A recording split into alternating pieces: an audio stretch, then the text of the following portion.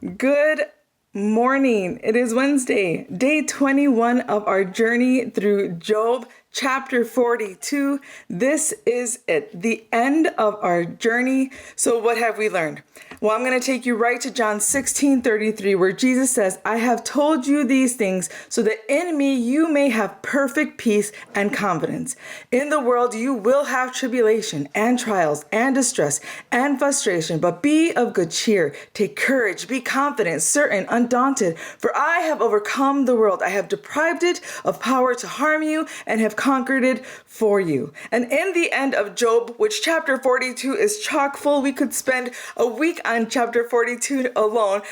In the end, there are three things that Job did that helped him to choose faith over fear, to help him choose to look to God rather than his circumstances, to make him look away from his worries and doubts and anxieties to the God who is trustworthy.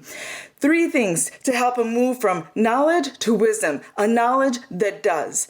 First, in chapter 42, we read in verses 1 through 5 that he says, Then Job replied to the Lord, I know that you can do anything, and no plan of yours can be thwarted. Surely I spoke about things I did not understand, things too wondrous for me to know. But now my eyes have seen you.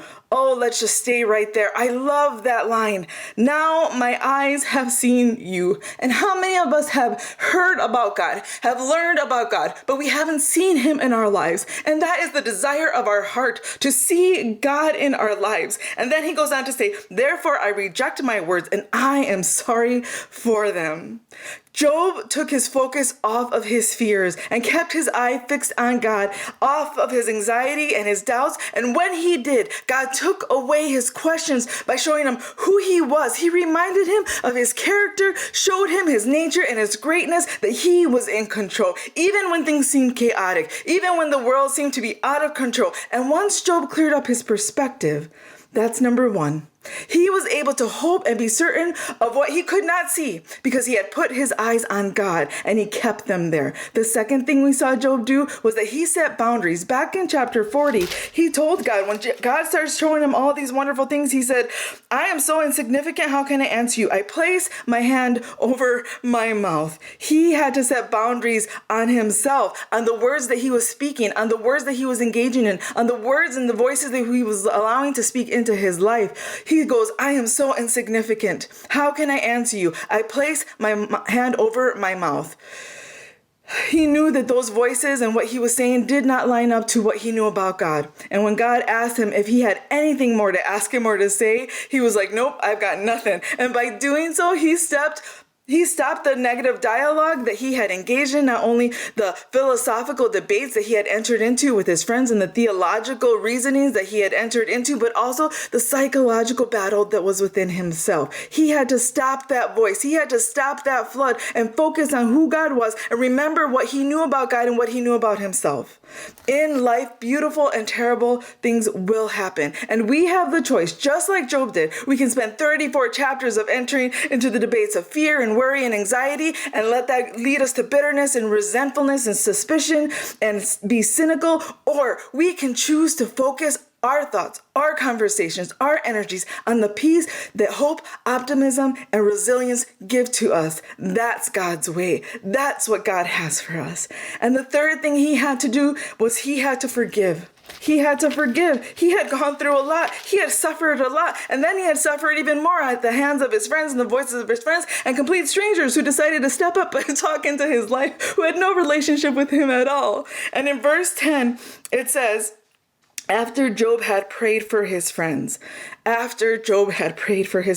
the Lord restored his fortunes and doubled his previous possessions. God not only restored the blessings of Job's life, he doubled them. That's God. He always goes beyond what we anticipate, what we expect, what we would ask for ourselves. He always goes further than we could hope for and that we can imagine for ourselves, but only after he forgave his friends.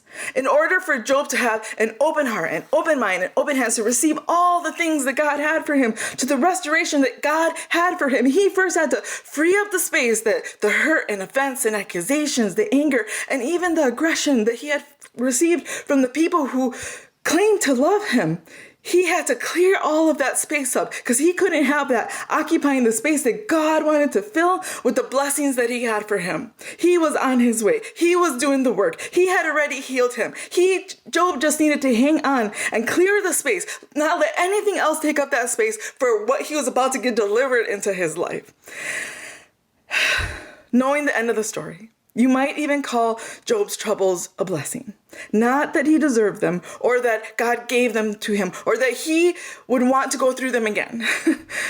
But because it was through his adversity that he was able to appreciate the blessings he did have when they were restored, so much so that he perceived them as double.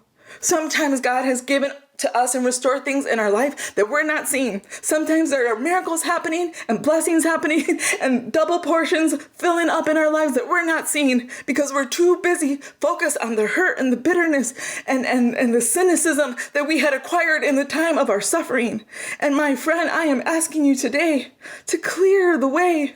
Clear the way so that when God does, because he will bless you and restore you and heal you and provide for you, that you will see the blessings in your life and that you will see them as double, because that's what he is. It might be triple, it might be quadruple, but I at least want you to see them as double because nothing else is standing in the way. Because of the troubles that Job walked through, he could now see God more clearly, and that made all the difference. He had learned how to face his fears. He had learned how to press into his faith. He had waited with hopeful anticipation and peace, confidence, and assurance that when trouble came, and there probably was going to be trouble coming again, because in this life, terrible things do happen, but that he would now trust God completely, that there's nothing that could shake him because he had seen and trusted that God would see him through.